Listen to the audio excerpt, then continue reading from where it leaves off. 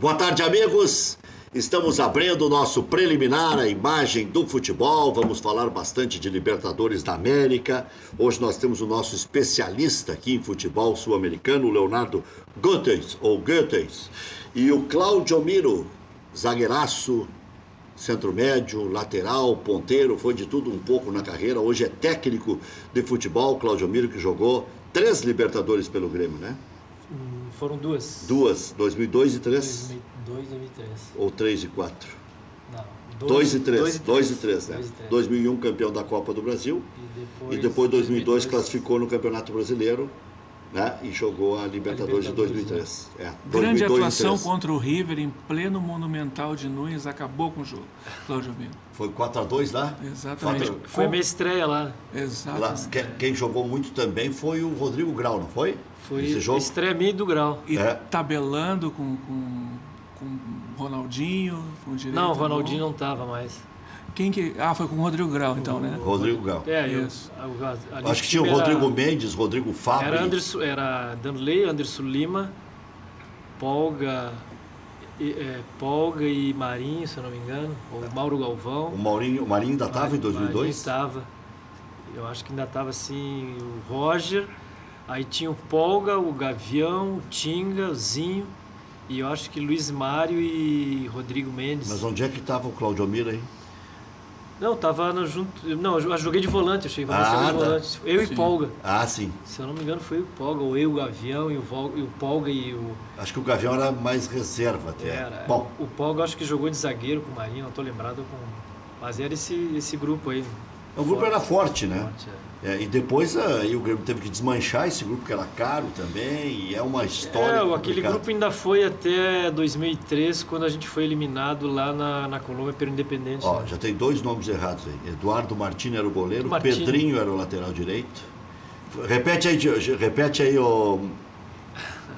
Eu lembro que foi a minha estreia lá, eu cheguei num... Que fogueira, hein? Em Isso. pleno Monumental. Não, mas tá tudo fora de ordem aí, ó. Eu citei o Anderson Lima e o Pedrinho. O Pedrinho deve ter jogado como terceiro zagueiro, então. Eu acho que exato, o Tite jogava com 3 zagueiros. Né? Era Pedrinho pela esquerda, eu acho, Polga de stopper e Marinho, Anderson Lima e Roger, eu, Tingazinho. Na frente era Luiz Mário e Grafite. Grafite, não. Não. Mas tu tá olhando outro jogo. O Grafite chegou depois. Eu acho que tá Luiz olhando Mário outro e jogo. Mendes. Outro jogo tá olhando aí o Thiago. Nós estamos falando em 2002. 2002. O Grafite veio muito depois, né? Tá bem, me ajuda aí, tá? Olha aqui, ó. Vem com a notícia bem quentinha, bem certinha, tá? Não, e esse jogo de... Grêmio... Não é Grêmio e Olímpia. Não, Grêmio e River... Nós estamos falando de Grêmio e River na Argentina. Mas foi a Copa dos Campeões. Isso. Em 2001. Ah, Foi em certo. 2001. Tá bem. Claudio Miro estreou bem e pronto. Senão nós vamos ficar nessa churrumela aí. Mas foi 2001. Era E Copa hoje o dos Internacional, o que é que vocês acham? É um jogo difícil para o Internacional. Está sendo difícil essas últimas partidas, até pela a ansiedade, né, a tensão que é carimbado às vezes o acesso, né, e o Oeste briga por uma vaga também. Então eu vejo assim, como foi aqui com os últimos jogos em casa, teve dificuldade porque os adversários também eles estão correndo atrás para não cair ou conseguir uma vaga, um acesso para a Série A. Então o Oeste vem brigando por uma vaga ali junto com o Paraná. Então é um jogo difícil, né? Mas a gente fica na torcida que o Internacional carimbe logo, o mais rápido possível, o acesso à Série A. O Internacional hoje tem uma outra formação, né? O Internacional tem o Felipe Gutierrez, não tem o D'Alessandro, o Camilo também está na escalação. É bom o Camilo. Né? Não joga o Damião, ele tira um atacante, porque daí ele vai com o Potker e o Sacha e dá uma fortalecida na meia cancha. Né? Onde tem Edenilson, onde tem Rodrigo Dourado. Né? Um time mais leve, com mais dinâmica de jogo, né? É tipo um 4-4-2, né? E a gente vai ver hoje o tamanho que o grupo tirou de peso das costas com a saída do nosso querido Guto, né? Será que não estava jogando por causa disso? Já havia alguma celeuma depois da declaração do Guto, dizendo que ele não entra em campo e tal. E time grande, quando a imprensa é muito grande, quando o torcedor é muito atento, enfim, tem muitas ligações, qualquer declaração viram, É. ó o trator do Argel. Exato. Terminei o programa aqui, me mandaram essa declaração do trator do Argel, eu liguei pro Argel. Eu disse, pô, Argel, pra quem que tu passou essa mensagem? Ele disse, um amigo mesmo, muito amigo aí. Pô, não tem nada demais ali. Tem muita coisa. Se ele não tem nada demais, aí depois ele viu que tinha. Tanto é que não é mais amigo do cara. Tem algumas coisas que a gente, né, como comandante ou numa comissão técnica, a gente tem que preservar e às vezes não se pode colocar em público, falar. Então tem que se controlar para ver o que vai falar, né? Eu lembro também do Batista, do Palmeiras, quando deu aquela declaração indignado lá foi na Argentina ou no Uruguai, depois daquela briga que teve lá com Palmeiras e Peñarol. E ele também na coletiva ele extrapolou e dali eu vi que na sequência o primeiro resultado que não acontecesse ele ia acabar saindo e foi o que aconteceu. Então tem que ter um controle, né? Lógico que depois de um jogo a adrenalina ela ainda tá. Ele mandou um recado pro Juca Kfouri. Exato. O meu amigo, não sei o quê. Então, grande jornalista e tem que ter esse controle até no momento que for para uma coletiva, né? Mas às vezes acontece de escapar isso aquilo, mas tem que ter cuidado. Bom, hoje nós teremos emoções já desde cedo, desde as 7h15. Já tem um jogo que interessa aí para o Internacional. Tem Londrina e Guarani. Aí se o Londrina ganhar, vai a 58. Mas o que tem a ver? O Internacional já tem 64. Pois é, mas o Londrina, se ganhar as 3, ganha do Internacional no número de vitórias, porque tem 16, vai a 19. Então interessa sim no confronto com o Internacional, porque é mais um que pode alcançar o Internacional. Então aí vai dizer, mas não alcança no saldo de gols, mas passando no número de vitórias já é o suficiente. Aí obriga o Inter a fazer mais um ponto em relação ao Londrina. Em relação, depois, na sequência, jogos que interessam também ao Internacional. Vila Nova não interessa mais ao Internacional. Vila Nova pode fazer no máximo 63. O Paraná, que tem 59, ainda pode fazer 68. O Paraná joga contra o Santa Cruz. Santa Cruz tem que ganhar as 3 para chegar a 42. O Santa Cruz já está rebaixado. O Santa Cruz pode chegar a 10 vitórias. E aí o CRB já tem 11. Então o Santa Cruz já rebaixou. Santa Cruz, Náutico e ABC estão rebaixados. Santa Cruz joga só pela honra da camisa. Mas é lá em Recife, tem alguma dificuldade. Algum incentivo financeiro desse pessoal de cima também. E o Paraná está bem, está jogando bem, né? Ganhou jogos fora de casa, depois perdeu aqui para o Brasil e tal. Bom, mas é um jogo que interessa ao Internacional. Eu nem vou contabilizar esse jogo América e Juventude. Eu acho que o América agora vai ser primeiro. O América já... O América não tem mais nada a ver com o Inter. mas pode brigar pela liderança. O Inter só tem primeiro de se classificar. Ceará e Paysandu. O jogo das 21h30. Ceará tem 60, ganhando vai a 63, vira inimigo mortal do Internacional. E ainda joga contra o Criciúma fora e o ABC em casa. Os dois não tem mais nada para fazer na competição. O Criciúma não sobe e não desce, e o ABC já morreu. CRB e Goiás não interessa, Luverdense e Boa também não interessa. Então, os jogos que interessam ao Internacional, a rigor, é o confronto direto dele próprio Internacional, que basta um empate. E se o Inter empatar, aí os outros jogos interessam ao Oeste, né? Não ao Inter, né, no caso. Oeste. Então, vejam bem, eu estou achando que esse Paraná pode dar os doces, porque o Paraná depois tem o CRB fora, de novo, outro jogo fora, e tem o Boa em casa. Então, a situação do Paraná é de perigo. O Paraná tem que fazer 6 pontos no mínimo para chegar a 65. Né? Se ele fizer 5, ele faz 64 e fica nos critérios atrás do Internacional. Porque aí ele tem uma vitória, vai a 18 e perde no saldo de gols. Então, o Paraná, se empatar 2 e ganhar uma, vai ficar fora em relação ao Inter. Pode ainda se classificar em relação ao Oeste. Mas tu vê, né, no decorrer da competição, né, a gente vê, a gente acompanha, e tu vê aí um Paraná que agora, nas últimas rodadas, deu uma caída, mas tu pega o Guarani, o Paysandu, no começo até o primeiro turno eles vinham... O próprio Brasil também teve um momento bom. Aí falta elenco. Liderando, né? E aí, lógico, aí na virada do turno, quem tem elenco e está mais preparado consegue chegar. Mas o Guarani estava lotando o estádio, que há muito tempo não se via o Brinco de Ouro lá com bastante torcedores, né? E aí deu uma caída na virada do turno, não conseguiu se erguer. O próprio Paysandu também, que tem uma grande torcida, né? Mas é o campeonato da Série B, né? Como a também é difícil, né, nessa reta final. Então, o Ceará cresceu bastante, eu acho que merece voltar à Série A, né? Tudo pela história que tem, pela torcida. E a gente fica na torcida que o Internacional mais rápido, não deixe para a última rodada esse 1 ponto, mas vai ter dificuldade porque os outros estão correndo atrás. Mais. Né? Se for a última rodada, não é 1 ponto mais. Se o Inter empatar hoje...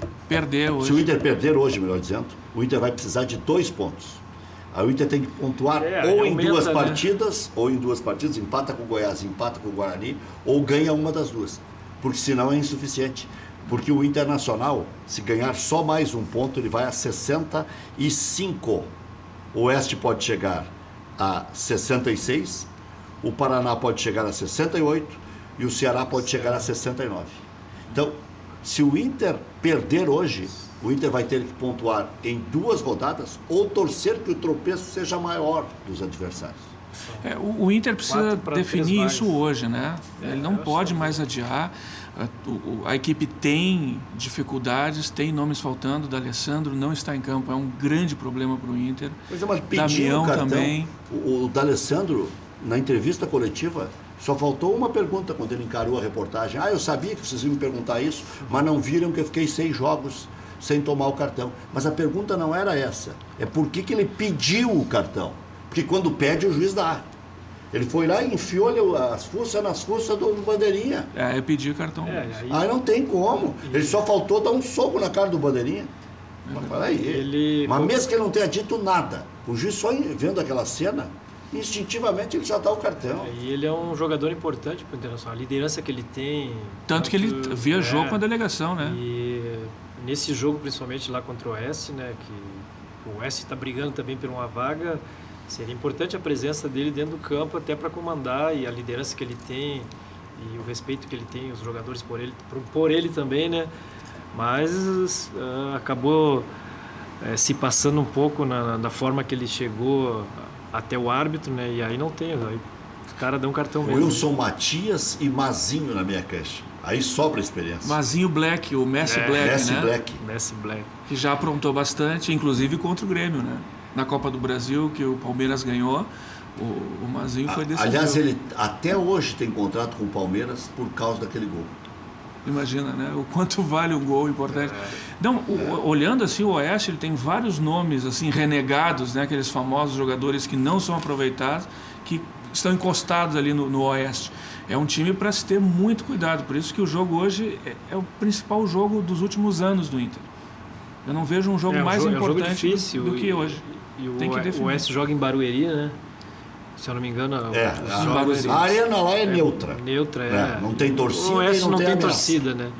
Então vai ser um jogo bom. Eu acho que o Internacional hoje já carimba de vez aí o acesso para tranquilizar o torcedor, né? O Claudimir está batendo bastante nessa tecla que espera que hoje, acha que o Inter... Mas o Inter, nas últimas 4 rodadas... Então, mas é que eu falo em cima disso, é que o torcedor tem lotado o estádio nos últimos jogos aí com... hoje a gente vai carimbar o acesso, e foi frustrante, né, da forma que foi os resultados. De 3 jogos em casa, fez 2 pontos, foi? Exato. Perdeu 1 e empatou 2, né? Se eu não me engano. Então, e o torcedor foi no estádio, lotou o estádio, e o resultado, que era uma vitória, não veio, né? Não, e outra coisa, né? Esse negócio de matemática é muito traiçoeiro, porque nos últimos anos todos os times subiram com 64. Eu achei que com 61, 62 já ia. E ainda acho que o 4º colocado vai acabar se classificando com isso, com 62, 63. Ainda acho. Mas é que o achômetro não está ajudando o Internacional. Vê que a matemática ficou tão cruel para o Internacional que 1 ponto serve, desde que seja hoje. Senão pode não servir. Pode não servir nada. Aí pode ter que ser 2. Vai afunilando, né? E os outros também correndo atrás de uma vitória para subir. Ou o adversário está brigando lá para não cair. Então fica difícil. Essa fase final aí da competição, ela é difícil. Agora, para não dizer que a gente não deu nenhuma notícia boa para o Colorado, é que o melhor jogo desse ano do Inter foi sob o comando de Odair Hellmann, né? Sim. Contra o Palmeiras. O Inter jogou uma partida excelente. Aliás, quando a gente analisava a situação do Guto pós-jogo, eu analisava na Rádio Grenal no último sábado, eu já estava dando o currículo do Odair. Porque a primeira coisa que o torcedor diz assim, mas ele tomou 5 no Grenal. Só que depois do Grenal, 3 dias ele ganhou do Fluminense. E contra o Palmeiras, esse ano, ele fez a melhor atuação do Internacional no ano. E ele já está um tempo no clube, então ele tem ele conhece bem os jogadores que estão ali já há um tempo. Então o Odair ele tem o crédito né, tomou 5 no Grenal, mas era a primeira partida que ele estava à frente da equipe. Então, e sabe-se lá como estava aquele elenco. Né? E é um cara que conhece, já está tempo no clube, mas também a gente não pode deixar de falar do trabalho que o Guto fez também, para chegar até onde chegou. Né? Tem méritos do Guto também, se o Internacional, com certeza o Internacional vai subir, porque o Guto não deixou também de fazer o trabalho dele e chegar, e a equipe do Internacional está entre os 4 para subir, né? Então o trabalho do Guto foi bom.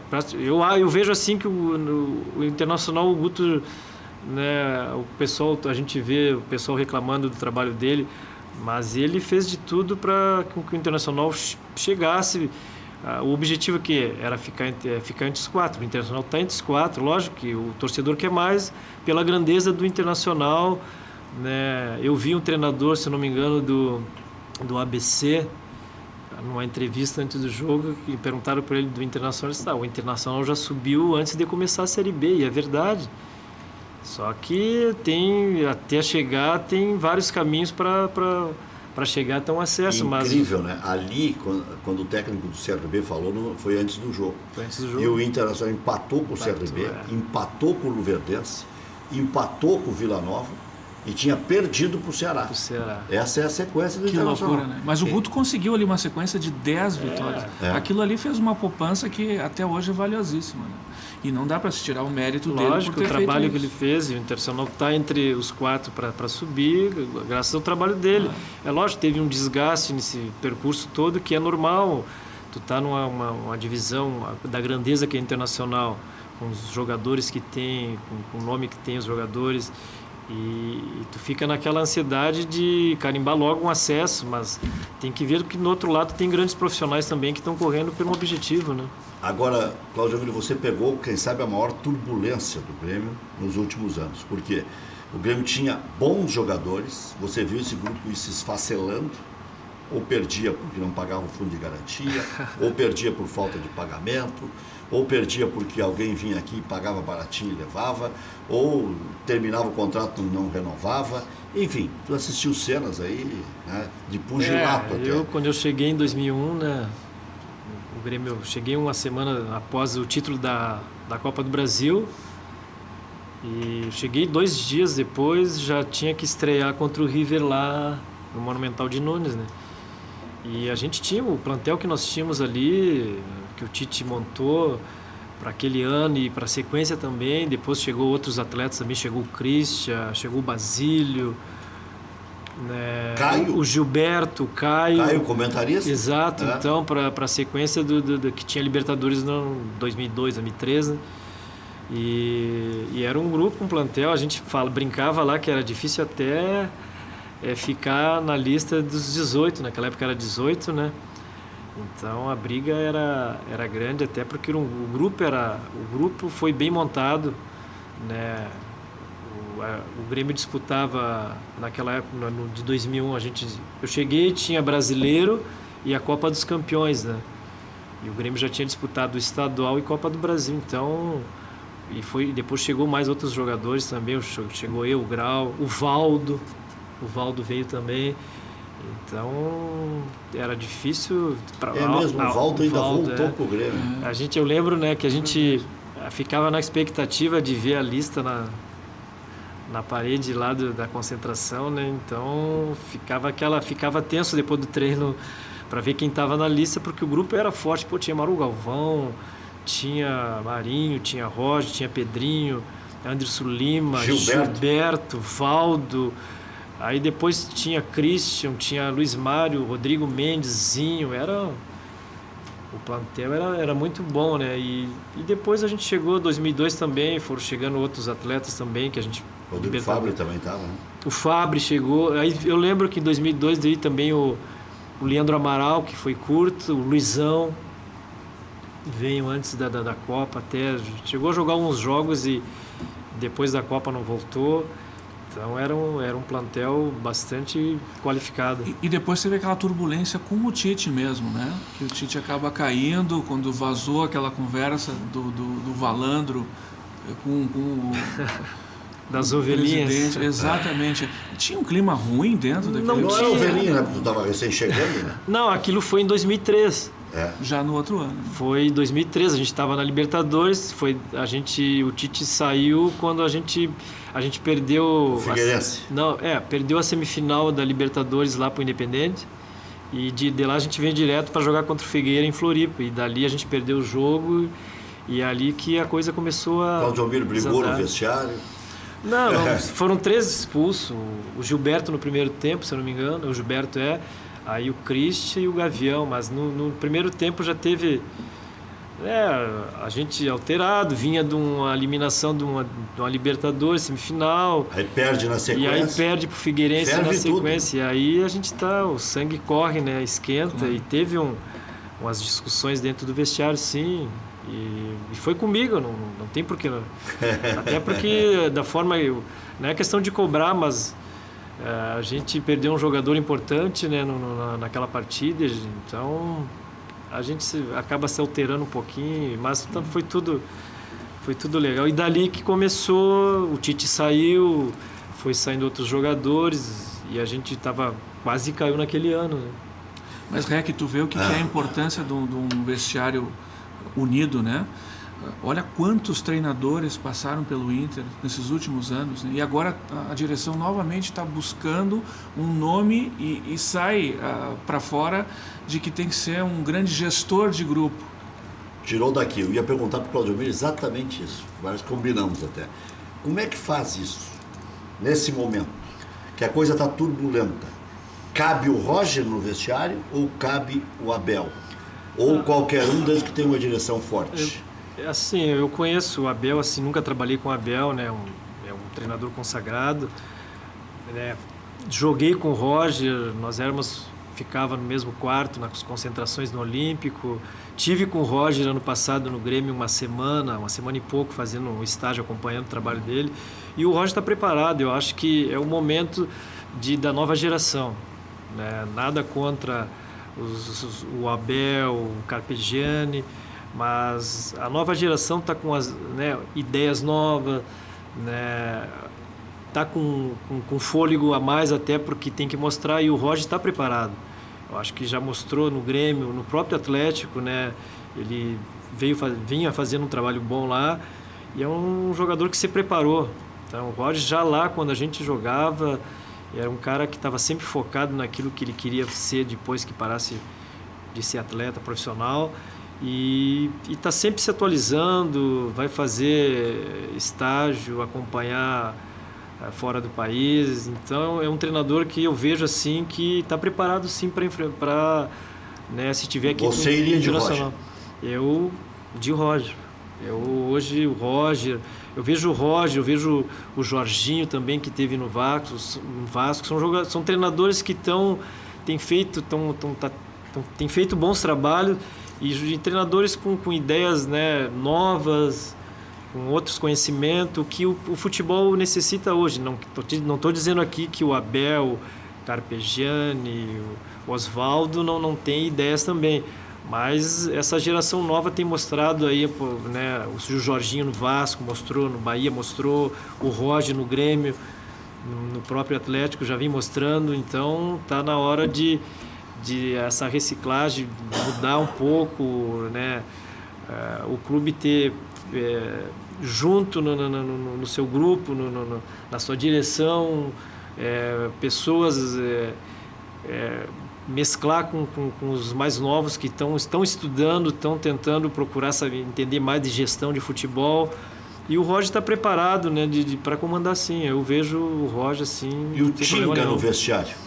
Também é um cara que se preparou, né? A prova até que foi pro Cruzeiro, conhecia muito bem o grupo do Cruzeiro, foi campeão lá como jogador, voltou, foi campeão da Copa do Brasil, e é um cara que se preparou. Eu vim acompanhando também, a gente tem conversado. É um cara que buscou conhecimentos, né?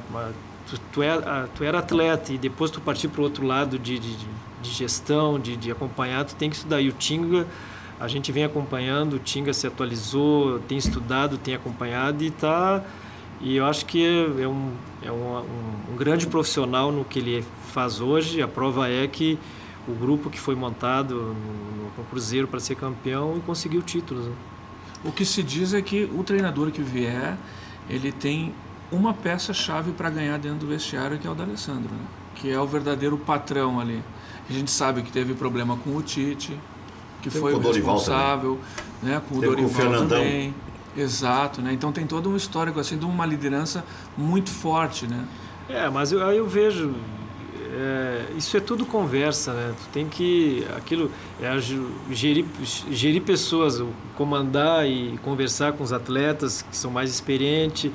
Então isso tudo é no dia a dia, né? E saber colocar regras. Você renovaria com o D'Alessandro? Cara, eu acho que o D'Alessandro, né? Eu vejo de fora, foi um grande profissional, deu títulos, deu grandes vitórias para o Internacional, para sua torcida. E eu acho que está no momento de ter espaço para outro, um jogador mais novo, com liderança também, né? E eu acho que o que ele tinha que dar para o Internacional, né, já deu. Não, pode também ajudar no que vem, mas assim, a gente conta com o D'Alessandro 90 minutos. É difícil, até pela idade. E a Série A, o ritmo é outro. Então, eu acho que ele deu muitas alegrias aí, né?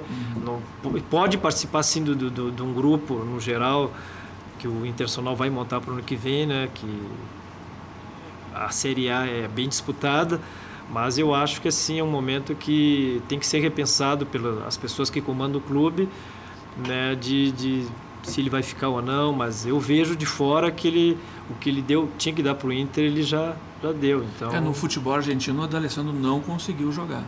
Um pouco por causa de lesões, né? E os jogos que ele jogou, ele sofreu muito com a velocidade do jogo. Que a Argentina já começou esse processo de renovação de treinadores há um tempinho atrás. Então, são equipes muito táticas, e a gente viu aí várias na Libertadores, né?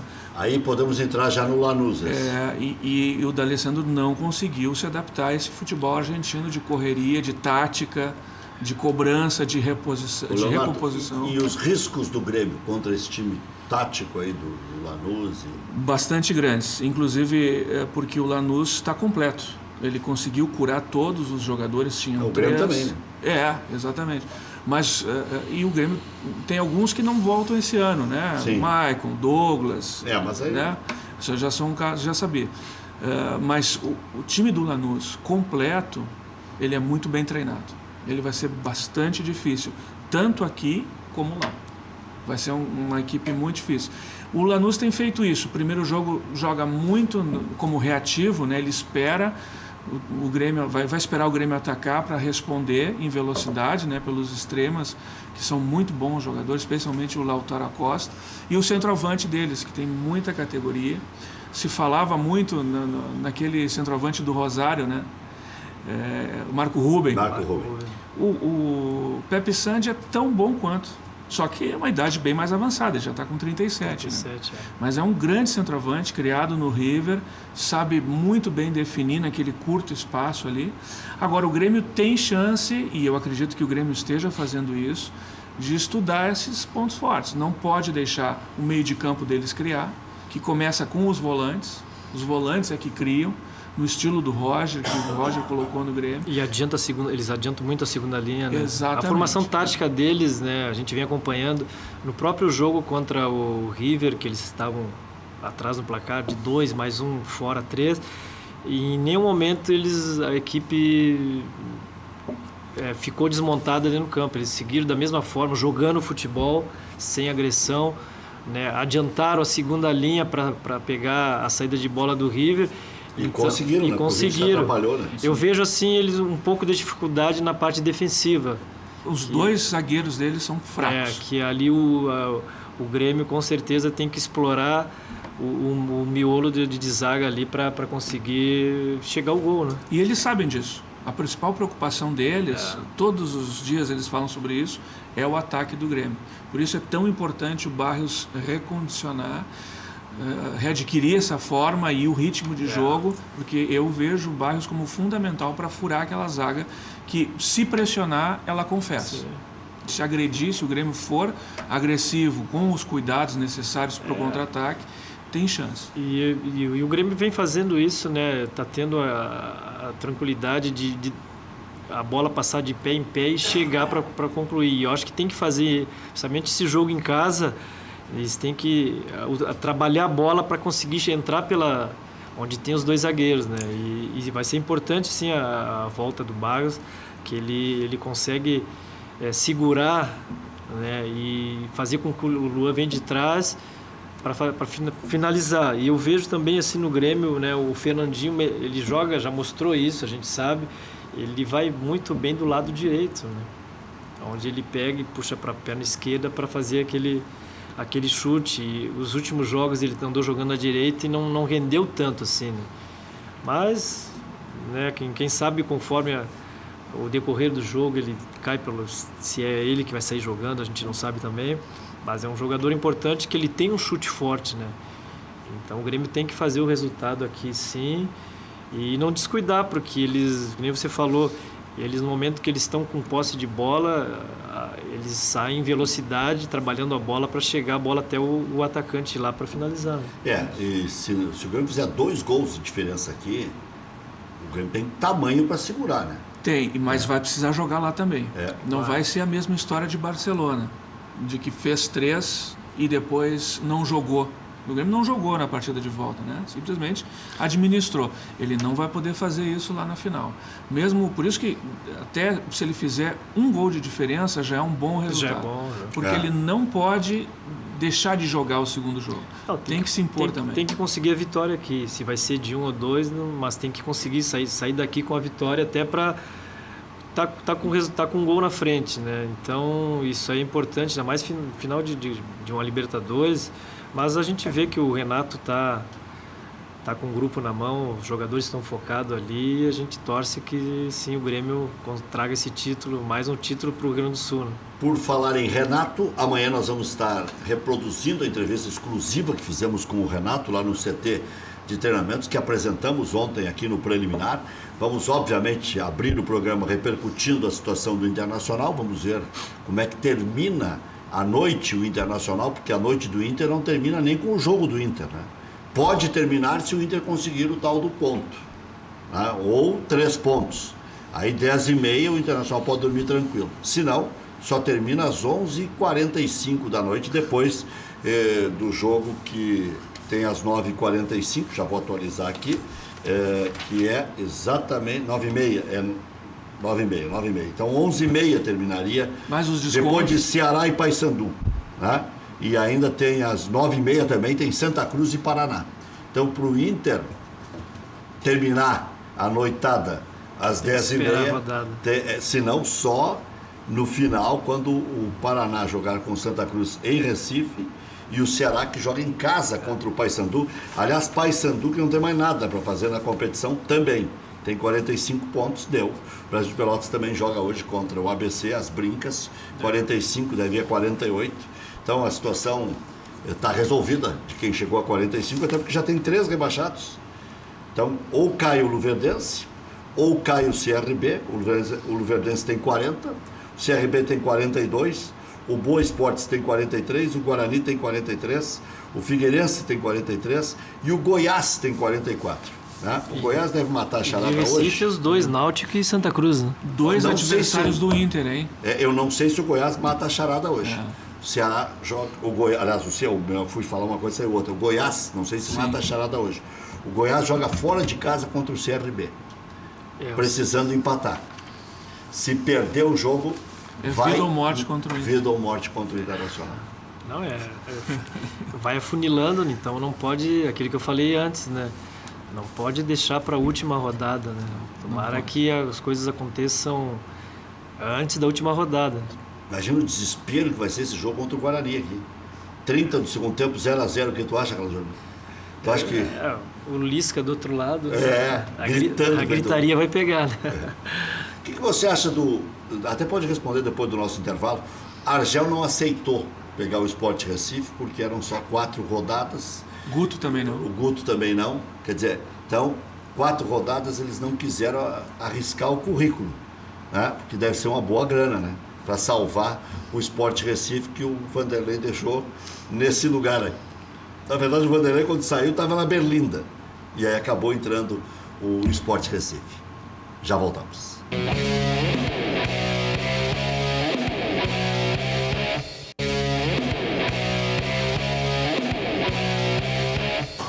Faltando 22 para as 2, direção do Internacional busca, em princípio, um nome experiente, mas especula muito o nome do Roger Machado. E é considerar se ele é experiente ou não. Treinou o Novo Hamburgo, Juventude, o Grêmio por um tempo longo, o Atlético Mineiro por um tempo relativamente bom também, né? Foi campeão da primeira fase com o Galo, foi o time brasileiro, não, o time da Libertadores que fez mais pontos na primeira fase, e foi campeão mineiro em cima do Mano Menezes, que ganhou do Renato esse ano, treinando o Cruzeiro. Então, Roger ou Abel, não se especula muito forte outro nome não. Citados são Cuca, Carpegiani, o Claudio Miro lembrou um nome interessante aqui, do Jorginho. O Jorginho. Não tinha sido falado ainda. Mas o mais cotado é o Abel, que não vai ficar no Fluminense, embora tenha contrato até o final de 2018. Então o Abel tem contrato com o Fluminense, mas não quer ficar no Fluminense e pelo jeito também o Fluminense não quer que o Abel fique lá. Então deve haver um comum acordo. Tem multa e tal, mas eu acho que vão aceitar. Se os dois lados querem, aí não tem multa, né? O Inter tem jogadores, né? O Inter tem jogadores que pode colocar no negócio, por exemplo, se for o caso, né? O que eu acredito que o Abel facilitaria, né? Pelo poder de negociação que ele tem. Eu acho que o Abel vem livre para o Internacional. Mas tem o Roger muito forte também, se especula aí, que inclusive já teria acertado. Eu tenho informação de alguém que está participando da negociação, está bem informado. O Inter conversou com os dois. E a outra informação que me deram é o seguinte: o Melo quer o Roger, o presidente quer o Abel. Seria uma espécie de bola de segurança o Abel, porque o Inter já teve o Zago e o Guto, que são novatos. E teve o Abel, que é veterano e que conhece a casa como poucos, mais do que os próprios dirigentes. Mas entra o espírito inovador que disse aí o Claudio Miro. Mas durante o ano também o Internacional trouxe, depois que saiu o Argel, trouxe 2 experientes, né? Trouxe. Falcão e o Celso Roth. E a coisa também, eles tiveram dificuldades, né? E é um prosseguimento. Leandro Damião com desconforto muscular, sequer foi para São Paulo. O D'Alessandro suspenso, acompanhou a delegação, está lá. O Potker foi procurado por um grupo chinês, obviamente que ele vai falar só depois da competição. O Inter, Danilo Fernandes, Vink, Thales, Ortiz, Wendel, Dourado, Edenilson, Felipe Gutierrez, Camilo, Sacha, com William Potker. 8h30 da noite lá na Arena Barueri, alguns estão chamando da Batalha de Barueri. Eu acho que é um exagero, porque o Inter tem 3 jogos. O Grêmio era a Batalha dos Aflitos, porque acabou no final virando uma batalha e porque era um jogo só também, né? O Grêmio entra em campo amanhã, 7h30 da noite contra o São Paulo, na Arena. O Groi ainda está trabalhando normalmente com o preparador de goleiros, mas eu estou com o cutuco que ele não vai jogar. Ele está sendo acompanhado por fisioterapeuta e eu acho que só tem uma coisa que o Grêmio não pode fazer, é arriscar na escalação do Marcelo Groi no dia 22. Botar amanhã, botar no final de semana, não botar contra o Santos para preservar, mas ele não pode entrar com risco de não suportar a carga lá no jogo do dia 22. Eu acho que até lá ele já deve jogar uma dessas partidas aí até para ter mais segurança, né, para para mostrar que está em condições de jogar esse jogo no dia 22. Deve ser contra o São Paulo então, porque no final de semana contra o Santos já se disse que a equipe toda reserva. O Barrios, Jeromel, Fernandinho não treinaram com bola, atletas apenas correram ao redor do gramado, e aí é aquela história. Vai depender mais da palavra do jogador e do médico do que do próprio Renato. Venda de ingressos começa daqui a pouquinho, 14h, arenapoa.com.br. Corra para lá, já fica na frente do computador ou do telefone celular e mete ficha. Seleção entra em campo hoje às 6h, com Alisson, Daniel Alves, Marquinhos, Miranda, Marcelo, Casemiro, Paulinho, Renato Augusto, Coutinho, Neymar, com Gabriel Jesus. Esse é o time titular do Tite. Já voltamos.